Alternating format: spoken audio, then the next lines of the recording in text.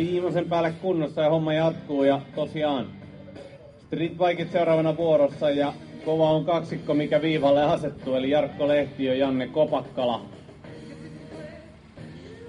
Ja herrat ovat sijoilla 2 ja 3 ennen tätä viikonloppua SM-pisteissä, eli nämä voi olla aika ratkaisevia lähtöjä, mitä tässä vaiheessa kautta ajetaan, joten nyt ei kumpikaan missään nimessä halua päänakkansa halpalla toiselle myöntää. Kopakkala siis SM-pisteissä 3. Hänellä on 100 pistettä suurin piirtein vähemmän kuin Lehtiöllä. Joo, ja se on kuitenkin, kun streetbikissakin iso kaavio ajetaan, niin siinä jos ekakerroksella tipahtaa ja toinen jatkaa sitten siitä pisemmälle, niin pisteero repeää hyvin äkkiä.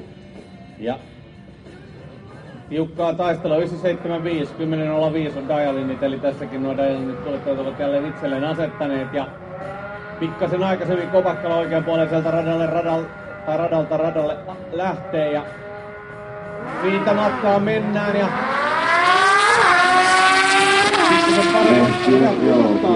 tässä ja nyt mennään siellä rinta rinnan ja vilkuillaan taas, kumpi jatkoon menee ja alitukset tulevat kummallekin ja tästä jatkoon Jarkko Lehtiö. Jarkko Lehtiö nyt kyllä, onkohan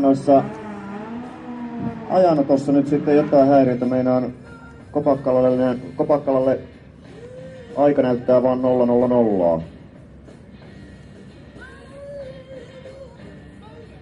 Eli maalikennoissa ilmeisesti nyt jotain häiriötä ja tilannehan vaatii siinä tapauksessa tarkistuksen.